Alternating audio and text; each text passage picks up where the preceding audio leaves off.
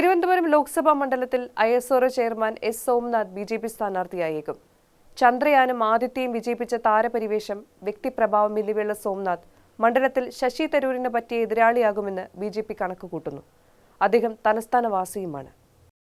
അയോധ്യ രാമക്ഷേത്രത്തിലെ പ്രാണപ്രതിഷ്ഠാ ചടങ്ങിൽ പ്രധാന അതിഥികളിലൊരാളായി സോമനാഥും ഉണ്ടായിരുന്നു. പ്രധാനമന്ത്രി നരേന്ദ്രമോദിയും ആഭ്യന്തരമന്ത്രി അമിത്ഷായും അടങ്ങുന്ന ഉന്നതതല സമിതിയാണ് സോമനാഥിന്റെ സ്ഥാനാർത്ഥിത്വം ചർച്ച ചെയ്തത്. സോമനാഥിന് എതിർപ്പില്ലെന്നാണ് അറിയുന്നത്.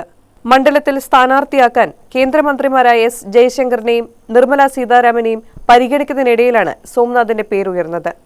കേരളത്തിൽ BJPയുടെ സാധ്യതാ പട്ടികയിൽ തിരുവനന്തപുരത്തിന്റെ സ്ഥാനം ഒന്നാമതാണ്.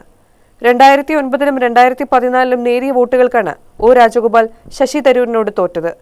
2009 മുതൽ അജയനായി നിൽക്കുന്ന ശശി തരൂരിന് എതിരാളി സോമനാഥെങ്കിൽ മത്സരം തീപാറും. 2023 ജൂലൈയിൽ സർവീസിൽ നിന്ന് വിരമിക്കേണ്ടിയിരുന്ന സോമനാഥ് 2022 ജനുവരി മുതൽ 3 വർഷത്തേക്കാണ് ISRO ചെയർമാനായി നിയമിതനായത്. നിലവിലെ കാലാവധി അടുത്ത വർഷം ജനുവരിയിൽ അവസാനിക്കും. തെരഞ്ഞെടുപ്പിൽ വിജയിക്കുകയും BJPക്ക് അധികാര തുടർച്ച കിട്ടുകയും ചെയ്താൽ കേന്ദ്രമന്ത്രിയാക്കുമെന്ന് ഉറപ്പാണ്.